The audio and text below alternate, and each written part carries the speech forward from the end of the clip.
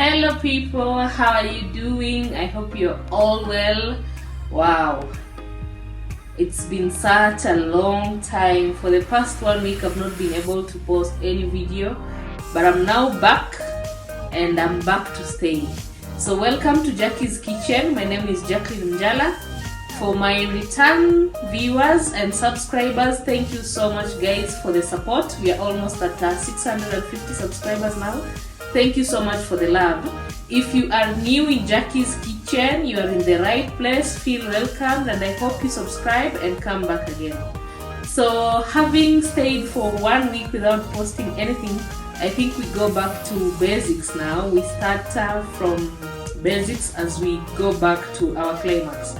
I've had several people in my inbox in Facebook and WhatsApp asking how I do my rice. I think from the fried rice recipe that I did, my rice was so perfect. So I've been asked how I cook my rice to make sure that it is the way it is, tembe moja moja. So how I do it. So I'm going to do a quick video today on how to make perfect fluffy rice. And before we proceed, rice is a very easy dish to do, but at the same time it's a very difficult one. You can easily get your rice undercooked or overcooked. But the secret is, regardless of what kind of rice you're using, of course quality of rice is very important, and in this case I'll be using the king of rice, that is basmati. But regardless of the quality of rice you are using, two most important things that you need to observe are the heat you're using to cook your rice with and the amount of water you have used. I will be giving you more tips as we cook, so let's go right into this business.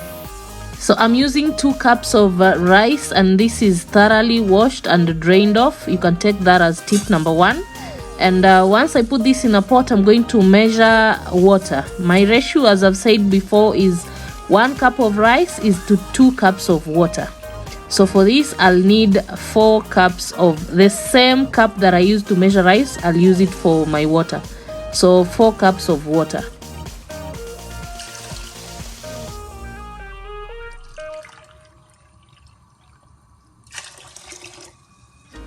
And just like any other food, I'm going to add salt and a little oil to keep my rice moist once it's cooked. My heat is currently on the maximum, and that is until it boils. Once it starts boiling like this, I'll turn the heat low, completely low, at its lowest, and just let the rice cook on its own. That easy.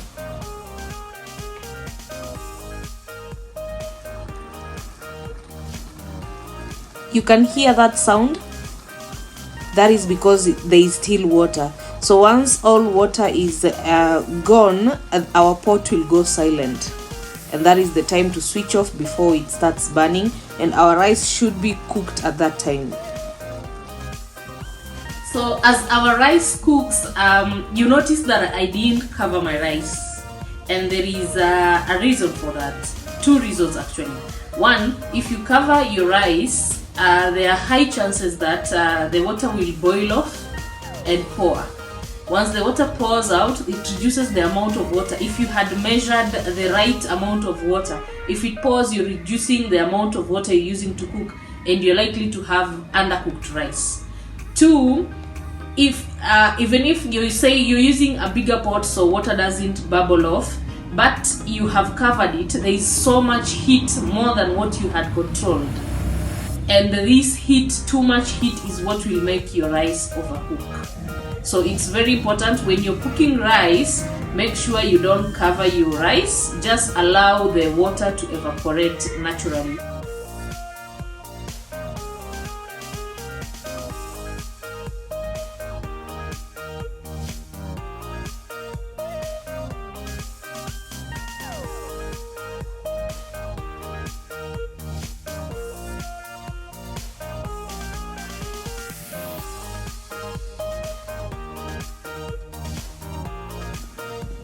So this has been about 10 to 12 minutes and our rice is done just perfectly.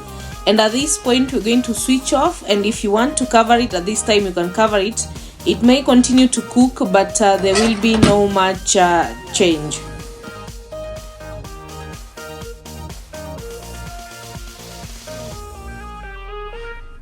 Thanks so much for watching, guys. I hope this video was useful. Please remember to subscribe, like, and also leave me a comment. What step do you skip, or what more do you do to get your rice perfect? And if you've been struggling with rice, I'm sure these tips will help you a great deal. So thank you for watching. See you in the next video. I'll be doing beans in coconuts, maharagwe ya nazi. Yeah, so we've done rice, we need something to eat that rice with, and what is more perfect than maharagwe ya nazi? See you guys in the next video.